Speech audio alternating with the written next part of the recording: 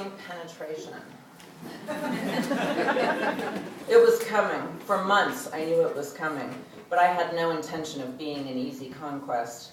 It would be a delicate operation, slowing things down without frustrating, deterring without discouraging, but I was confident. I was a jiu-jitsu warrior, ready for battle.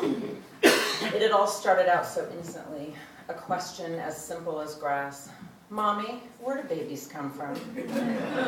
My initial evasion had been shameless, pulling out my weapons of wordplay like Bill Clinton in a deposition. My mommy's tummy, of course. I squeezed the steering wheel, waiting. To my relief, she was satisfied with this answer, but it was only a matter of time. Mommy, how does the baby get into the mommy's tummy? Again, she caught me behind the wheel. My eyes darted around like an escaped convict, looking for a distraction, something to throw her off the scent. Well, mommies have these eggs, see, and when it's time for the baby, one of them starts to grow inside her. I winced, waited. But how does the egg know when to start growing into a baby? Sweat was dripping from under my eyes. Well, it gets fertilized by a seed from the daddy before she could get to the next logical question I rushed on. That's why you look like both me and daddy, because you come from mommy's egg and daddy's seed. It worked. She was off and running with a series of questions about where she got, what she got from whom. Blonde hair? Egg. Irritable disposition? Seed. Cute little nose? Egg. Propensity for interrupting? Seed. Eventually, she grew bored and asked if we could get ice cream. I smiled to myself, feeling bold, proud, invincible. Keep them coming, baby. As quick as you can think them up, I can hit them out of the park.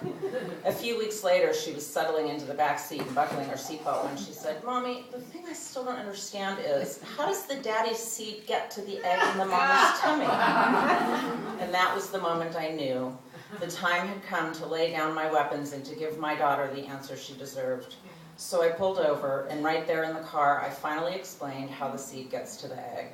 She had lots of questions, like what happens if the daddy pees inside the mommy? And I answered them all as best I could. But then came the one question I hadn't prepared for. It sounds really awful, Mommy. Is it awful? Should I try to explain to an 8-year-old that sex is actually quite fun? How romantic it can be, how intoxicating, dangerous, how it can look like love, trick you into doing terrible things, lead to betrayal, obsession, even murderous rage? I looked down into her enormous blue eyes. Oh no, honey, it's not awful. It's wonderful, because you know you are making a baby, and I would have done anything to make you.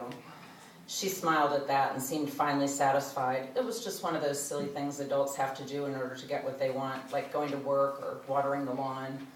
And so it is done. My daughter knows everything, and yet she knows nothing at all.